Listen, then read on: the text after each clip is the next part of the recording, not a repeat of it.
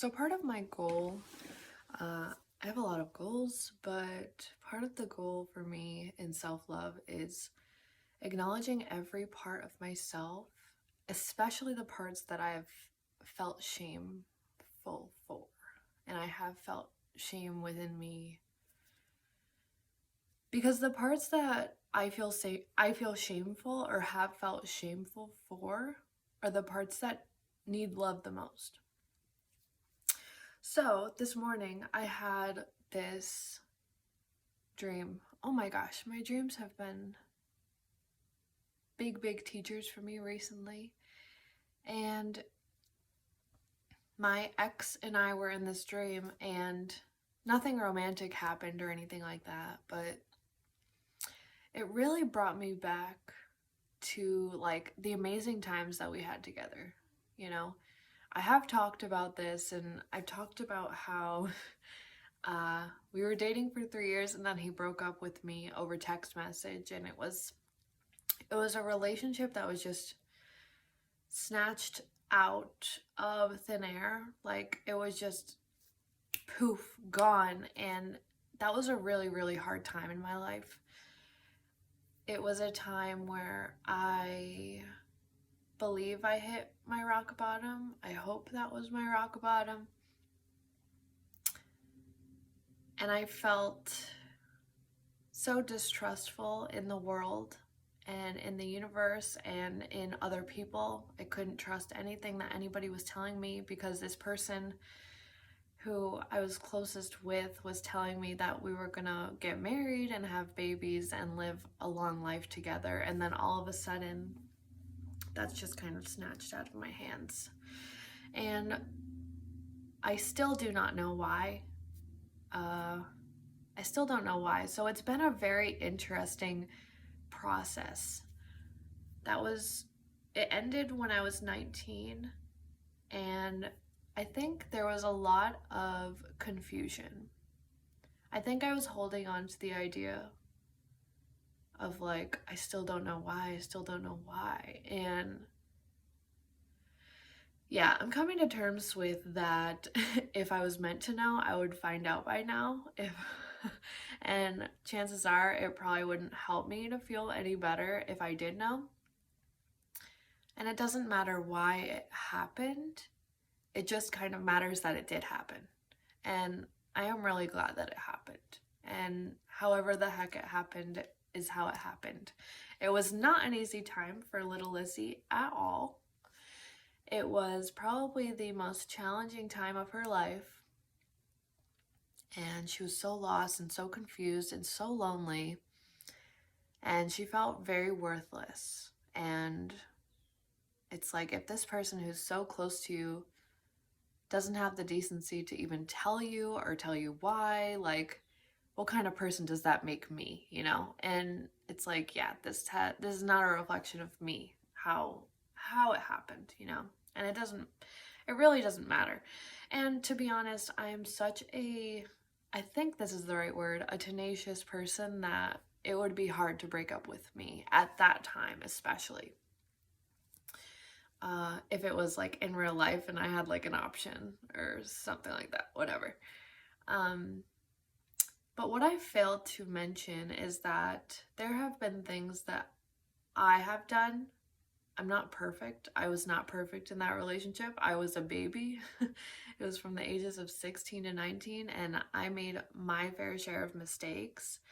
And I think it's important to share those things and share the things that I felt shameful for and that have been hidden away for so long. Like, those things have been masked by my anger towards this person, and I've been playing victim for so long that, you know, I'm not really a victim. Like, any of the reasons that I'm going to list right now are worthy of him wanting to break up with me. And of course, like, even if he just wanted to and there was no reason, that's okay too. I wouldn't want to be with anybody who doesn't want to be with me anyway. Anyways, I believe that the parts that I have felt shameful for so many years are the parts of me that need to be loved. And these are the parts that I'm going to shine a light on and going to love about myself and choose to love that version of myself as well. I think I've said this out loud once. I had a temper. Sometimes I can forget and really lean into that temper. But anger has been a way that Lizzie has expressed for a very long time. Part of that anger would be expressed in like physically, like that Lizzie kind of, I don't remember it being super intense, not like bruising or anything, but like she would like kind of hit him if he said something that bothered her in whatever way. And it was just kind of like this gut reaction, like just I wasn't thinking, and I just was kind of abusive in that way a little bit. Something that I'm not proud of, that's for sure. And it makes sense why I strongly dislike it when other people are being abusive to other people. I was also probably very manipulative, emotionally, psychologically, all of those things. And a lot of things, you know, I learned somewhere. Not to not take responsibility, but I am taking responsibility and accountability. You know, that Lizzie wasn't perfect. She didn't even know that she was doing it. It was like breathing to her, because it just was so common in my family. Like, it was just something that I was unaware of.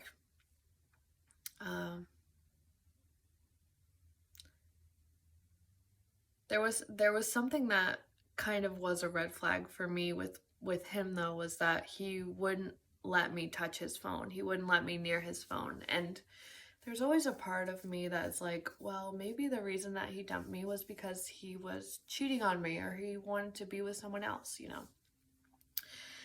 And something that I never told him, I kept very close to my chest and like deep within, like I was not the most honest person in the world.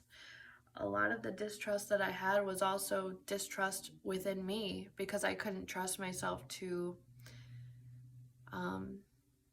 you know, be completely faithful. And that nothing crazy happened. I was working at this restaurant, and this guy was flirting with me and validating me in ways that, you know, I was insecure about. So when he was validating me, I wanted more of that. And we went to the movies. I believe we held hands and we hugged at the end of the night, nothing more.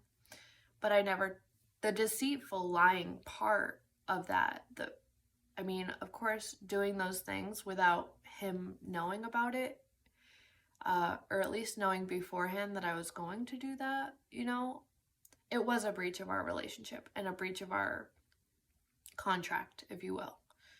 But especially deceiving and lying and not being truthful about it, you know, I believe was the unfaithful part.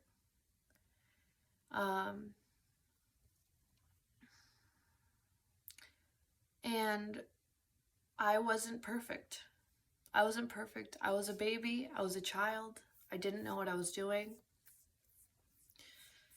And I hid those things, those shameful parts of me, for a really long time, and I didn't acknowledge those parts. And it's because I hated those things about myself. I hated them so much that I didn't have the courage to take accountability or responsibility for those things that I did. And I pushed them so deep down that they've been waiting to come out and waiting to be seen until it has been safe. And now that I'm starting to love every aspect of myself, which I feel is a really important part of the journey, and like self-acceptance and returning home to the self and forgiving myself has been really, really important, and I'm really grateful that this dream came up because it brought a lot of those emotions back and a lot of things that I kind of forgot about and I kind of pushed under the rug until it's been ready to kind of look under there. And it's been ready to be seen. That part of me, those parts of me have been ready to be seen and ready to be loved, because I am a strong believer that unconditional love is incredibly healing. And those parts of myself that have been hidden for so long, have been hidden in the darkness for so long, have needed love the most. And now that I'm able to kind of acknowledge that for myself, take responsibility and accountability for my actions and what happened when I was younger, I'm able to empathize more with humans that have partaken in that, because I have. You know, I'm not perfect. I mean, imperfectly perfect, like we all are. But I have made mistakes, and part of life is making mistakes. And acknowledging that I made these mistakes and that I'm still lovable, even if I did those things, even if I've done things that I'm not proud of, I'm still lovable. It doesn't take that away. It doesn't take away my worth. I just am a wiser version of myself, and I am at least conscious that I've done those things and that I will absolutely do my best to avoid doing those things. I'm still learning, and I'm doing my best, and that's all anybody can ever do, you know? But it is an interesting perspective because it allows me to have a lot more empathy for people that I previously shamed. Like, that's a perfect example of projection. Like, when I was shoving those things that I was shameful for deep inside of myself, I would project that shame towards other people who were partaking in what younger me partook in. You know what I mean? But I believe that, you know, when I'm able to love those things that I have felt shame for, I'm able to love those people that I see now. I'm able to project that love outwards as well. And, you know, part of being a part, like, my goal is to be a part of a more peaceful and loving place, is creating that sanctuary within myself to allow all of those things to be seen and to be loved and to be accepted for what they are. Because at the time I was just doing my best and I didn't even know what I was doing.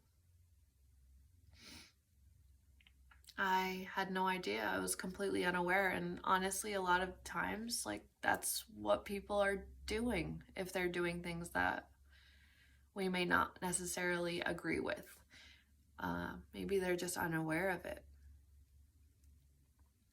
And it allows me to have more sympathy and more empathy and more patience for those humans and more love for those humans, because those people who partake in what I partook in, and those ways and those parts of them are what need love the most. They need love the most.